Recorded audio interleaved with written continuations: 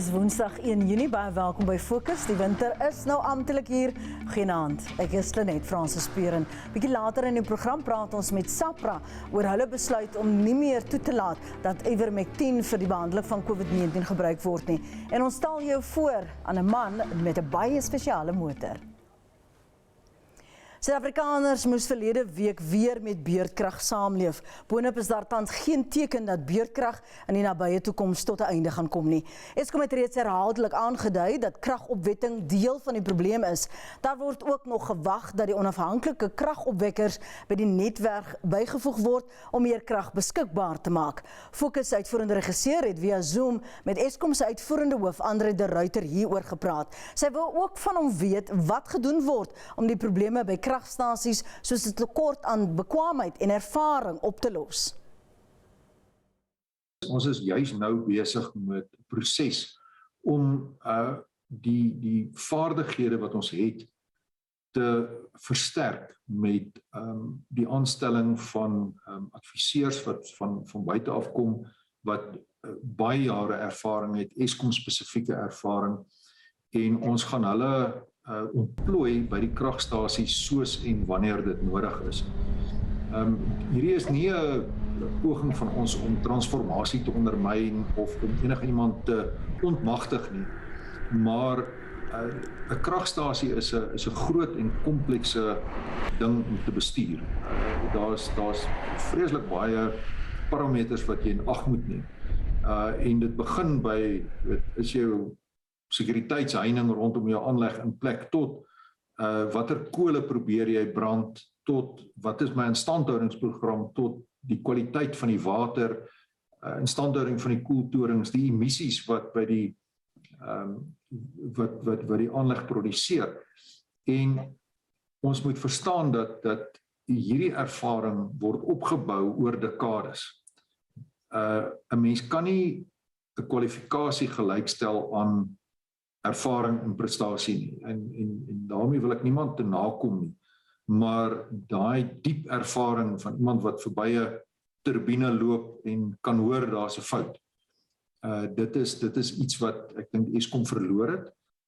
Ons gaan dit nie oornag terugkry nie, maar ons bring wel daardie vaardighede terug ten einde seker te maak dat ons daarom kan tap dit wat in die land beskikbaar is. En is dit nou net 'n tydelike oplossing as deel van 'n soort van 'n opleidingsprogram? Ons gaan aanhou hiermee totdat ons die prestasie van ons kragstasies verbeter. Ek is baie terdee bewus daarvan dat ons kragstasies nie presteer soos wat hulle moet nie. Sommige van die probleme wat ons ervaar is te skryf aan kriminaliteit, aan sabotasie, aan swak steenkool wat langs die pad onderskep word en vervang word met klip en metaal wat natuurlik nie goed akkordeer met die kragstasies nie. Maar daar is ook baie van ons bestuurspraktyke wat doeteenvoudig oor die jare vervlou het en wat nie meer so nougeset toegepas word as wat nodig is nie. En wat ons nou wil doen is om hierdie ervaring terug te bring en dan seker te maak dat ons hierdie kennis oordra op 'n gestruktureerde manier wat in die verlede nie gebeur het nie. Die oorgang was vinnig en ek dink die manier waarop kennis oorgedra was nie omvangryk genoeg om seker te maak dat 'n mens daai diepgaande kennis werklik kan laat wortel skiet. Van die onafhanklike kragopwekkers, hoeveel aansoeke het julle al gehad van mense wat wil bydra? Die onlangse bodproses wat deur die DMRE gedryf is, was totaal oorvol skryf. So dit is 'n baie goeie teken, want dit wys hoe die mark op tyd het om elektrisiteit op te wek wat in die mark verkoop kan word. So daar was iets soos 3,5 keer soveel aanbiedinge as wat op die ou ende toegelaat is binne die beperkings van die verkrygingsproses. So die kapitaal is beskikbaar, die gewilligheid is daar vir die mark om addisionele kapasiteit vinnig te ontplooi. Nou, ons was baie in ons skik met die aankondiging van die president dat die beperking op lisensies vir eie kragopwekking gelig is van 10 megawatt na 100 megawatt. En ek was bietjie in die moeilikheid omdat ek self daarvoor aanvoorwerk gedoen het. En ons het ten einde hierdie proses te versnel, het ons van die grond wat ons besit in Mpumalanga beskikbaar gestel as 'n proefloopie om te sê, maar kom bou langs ons kragstasies. Ons het goeie koneksies na ons transmissienetwerk. Kom in bou op ons grond julle hernubare energie kragstasies. En ons het 'n baie versnelde proses geloop. Ons het binne 5 maande beoog ons om dit af te handel, so teen die einde van Junie behoort ons die kontrakte toe te ken, in plaas van 5 jaar. So ons het daarom so 'n bietjie vinniger beweeg as wat die norm is. En ons het baie belangstelling. Ons het 21 maatskappye wat goeie aanbiedinge ingestuur het. Daar was natuurlik 'n voorkwalifikasieproses om seker te maak ons doen nou nie besigheid met verdagte maatskappye of maatskappye wat net op die grond gaan sit en dan niks daarmee doen nie. So ek dink die oplossing van die elektrisiteitskrisis is haalbaar. Dit is moontlik en ons bepleit dat die struikelblokke wat in ons pad is, en as ek sê ons in Suid-Afrika se pad is, dat dit so vinnig as moontlik verwyder word sodat ons daai broodnodige kapasiteit kan bydra. En hierdie was 'n uittreksel uit 'n langer onderhoud met André de Ruyter en ons saai binnekort die volledige onderhoud uit as deel van 'n program oor staatsbetrokkenheid by ESKOM. Is dit voordelig of nadelig?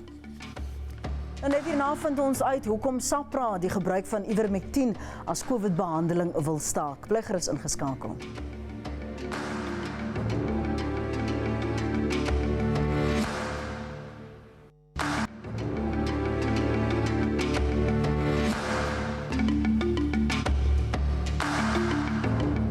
Welkom terug. Die Suid-Afrikaanse Gesondheidsproduktebeheerraad, oftewel SAHPRA, het besluit om die program vir deernisbehandeling van COVID-19 met Ivermectin te beëindig. Die program is vir hierdie jaar in werking gestel nadat SAHPRA 'n ooreenkoms aangegaan het met die partye wat hof toe is om die gebruik van Ivermectin vir COVID-19 toe te laat. Die ooreenkoms is toe 'n hofbevel gemaak. Ivermectin is 'n teenparasitiese middel en verlede jaar was daar groot omstredenheid oor die gebruik daarvan in die behandeling van COVID-19. Fokus se uitvoerende regisseur Alet van Rensburg het SAHPRA se uitvoerende hoof Dr. Boitumelo Semeto Makokotlela gevra waarom hulle besluit het om die program te staak. The reasons for SAHPRA terminating this program was that unlike when we instituted this program, we're now certain that we don't have the situation of a clinical equipoise anymore, which means that we've got data that indicates that the drug does not have clinical benefit for the management of COVID. And therefore, that's the reason why we are terminating this program. But it seems that a lot of experts all over the world are still disagreeing about this. It's very confusing for us as, members of the public. We don't understand all of this. No, thank you. So, we've looked at data generated in many countries across the world. We've looked at data from Malaysia, data from the UK, from Israel. And what you note is that all regulators, pretty much most regulators and the credible regulators across the world, we're all on the same page. The US FDA, as well as the WHO, in terms of the lack of clinical benefit. But also locally, we have the National Essential Medicines List Committee that has similarly reviewed data and has come to the same conclusion. Now, when you allowed the compassionate use of Ivermectin for the treatment of COVID-19, that followed a court case where several people went to court and you came to an agreement, and then that agreement was made a court order. The fact that you're now retracting this, doesn't it mean that you are actually in contempt of court? No, certainly not. And we would need to make sure that we're not. So we have checked with our legal team. And the one thing that was very clear in the court order was that SAHPRA will continuously monitor any scientific data that is generated and amend its decision whichever way, and amend its decision adequately. So our legal team has looked at all of this, and we're not in contempt at all. Well, this medicine has been around for 40 years, mainly for the treatment of parasites, and we know for river blindness it was used very successfully. It's also been described as one of the safest medicines in the world. Some people have said now, before COVID, they used to describe it as even safer as aspirin. Has there been any serious cases where there's been side effects or people got sick from ivermectin? So maybe what I could also do is just to explain that usually when you determine the safety of a product, you also have to look at the dose that it's been administered. And we have received reports from some of the doctors who were utilizing that they saw some damage to the liver caused by ivermectin. And so while these indeed were isolated reports, we didn't get, to those that we had authorized, we didn't get as much reporting as we had anticipated. So safety very much linked to the doses that are being administered. The one thing that I've heard from doctors who are pro-ivermectin is that they say these reports about liver failure, the question there is, were those patients also treated with remdesivir? Because they say that is the one medication that could actually cause that. Yes, and so... yeah, so we haven't seen that specifically in the reports that we have received. And as I say, it's unfortunate that we didn't receive as many reports to those that we had authorized under this program as we would have liked. So it's very difficult for us to conclude on that. But based on the studies that are published, we haven't indeed seen some of those cases, but we haven't had those reports for us here in South Africa. Don't you think by actually making it difficult for doctors now to prescribe, or impossible to prescribe ivermectin for COVID-19, that there's a danger that a lot of people are going to revert once again to the veterinarian form of ivermectin, and that's not ideal? Not quite. I mean, we have been monitoring the applications since we implemented this program. And I must say, for the last 6 months, even with the previous wave that we had, we didn't see an increase in the number of applications. Even now, even as much as we're still determining are we in the 5th wave or not, depending on the definitions being utilized, we're not seeing an increase. So it looks like really doctors are either not seeing the expected clinical benefit or that they are no longer prescribing it. So, we're not seeing that. But also from the use of the veterinary, we will continuously monitor that together with, industry that is availing it for the veterinary sector. A very last question. What does this actually mean? Does this decision by SAHPRA now means that doctors cannot get it and that South African pharmaceutical companies can't actually make ivermectin at the moment, or what does it mean? Sure. So what this decision means is that under this this program no longer exists, right? So we can then not make the specific formulations of ivermectin available for management of COVID. We do, however, have a topical formulation of ivermectin that's being authorized. Now, what that means is that those pharmacies that are compounding this product on a prescription basis for a specific patient, specific quantities for specific times, timeframes, the doctor can then write a prescription and then the patient can get it through that mechanism. But then the responsibility fully lies on the doctor to manage that patient and to ensure that the patient is kept safe, because we would then have not authorized it for COVID management. So it's squarely on the doctor. Bly ingeskakel, net hierna stel ons jou voor aan 'n man met 'n interessante motor. Ons is nou terug.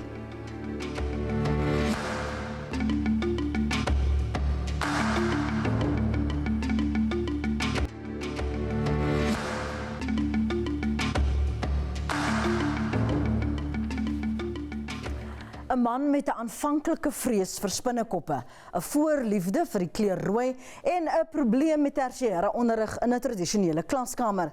Dit klink dalk nie na die persoon wat 'n motor kan omskep in iets wat verkeer tot stilstand bring nie, nee. Maar dis presies wie regisseur Karen Dorwiel en cameraman Byron Taylor in Weltevredenpark Johannesburg ontmoet het. Hulle stel kykers voor aan die prototipe weergawe 1.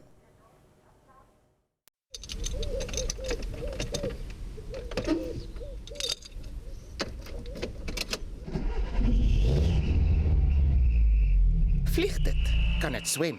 Nee, Offensie en Patsway se prototipe weergawe 1 is een van die oudste en betroubaarste Toyota modelle in Suid-Afrika, wat 'n groot skeutverbeelding gekry het. Die 27-jarige Offensie vertel dat hy nie motors ontwerp of bou nie, maar dat die kunstenaar in hom sy motor wou omtower. When I was walking around it, I realized it was paint peeling off the spoiler. So I think the artist in me said, go grab some oil paint and then touch it up. And I thought, wow, this is so much fun. And then one thing led to another. I found myself going to the scrapyard, collecting recycled metal, recycled plastic, molding it with heat and just basic power tools. I'm really redesigning this thing. Yeah, so I would say, you know, it was just treated like a blank canvas.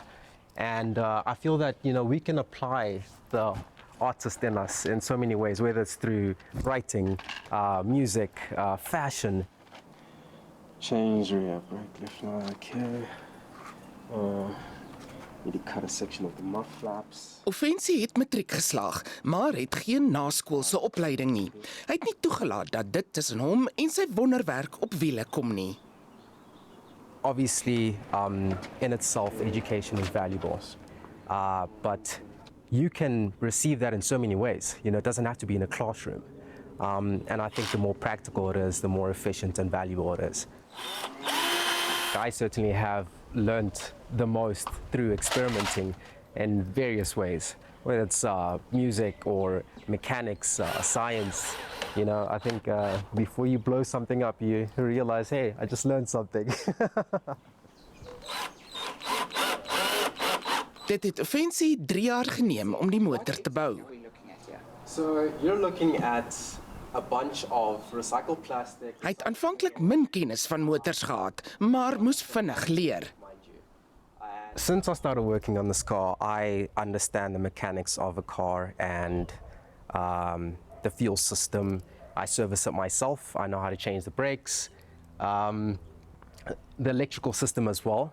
Yeah, that's all acquired just from experimenting and going through this very fun project. I would have to say I wanted to complement the things that are going on inside as much as the interesting aspects outside. Also, I went to something that looks a little more alien. You know, I come across mechanics that would give me a tip like, hey, by the way, do this, and my neighbors as well. I remember when I didn't have any power tools, and I'll get those power tools, I'll borrow them, you know, from my neighbors. And it's that sort of help that helps you grow, helps your ideas to grow. It's the people around you. Offensie is 'n groot Spiderman-aanhanger. Hy vertel tong in die kies dat dit hom gehelp het om sy vrees vir spinnekoppe te oorkom. Dis ook hoekom sy motor rooi is. Offensie is ook trots daarop dat sy aandagmagneet padvaardig en gelisensieerd is. Hey, it's a beautiful car. I'm loving it. Before I approached the roadworthy testing station, I realized safety first. This can look interesting and it can be fun to drive, but it has to be safe. So I made sure that I go through that criteria of what would constitute a roadworthy vehicle. Indicators are orange, they're working, headlights are working, brake lights are there, the doors are working, and there are extra things that I had to fabricate in terms of reinforcing that safety concept. Offensie se motor trek baie aandag. Hy vertel dat die verkeerspolisie hom gereeld voorkeer, maar meestal nie oor die gewone redes nie. It's funny because sometimes they stop me and, you know, I greet them with respect and approach the process as needed, but sometimes they say, you know, we just stopped you to take a look at the car. Yeah, that's the funny part. Dis Offensie se motor wat die meeste die oog tref, maar dis nie waar sy skepingsvermoëns eindig nie. Where I think I can apply my creativity, I go for it, you know. And I think most importantly, if I can inspire someone else just as much as they can inspire me, oh man, that's my purpose, you know. If I can build things and a kid can see this and say, you know, I can build this, man, yeah, it means the most. Selfs Offensie se bed is anders. Hy slaap in 'n kapsule wat hy self ontwerp en gemaak het. Offensie se skepings laat die vraag, wat hou die toekoms vir hom in? Oh man, I think it's something that the world should brace itself for, because when I think about what I've been doing, you know, these things, but more towards the completely unexpected, like AI and software.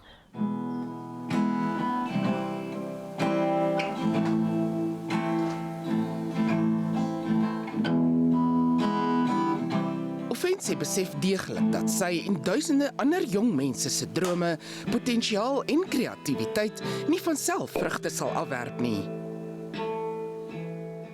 I think it's being connected to the right people, because it's quite frustrating and sad when you're sitting on an idea but you don't have the resources, you know.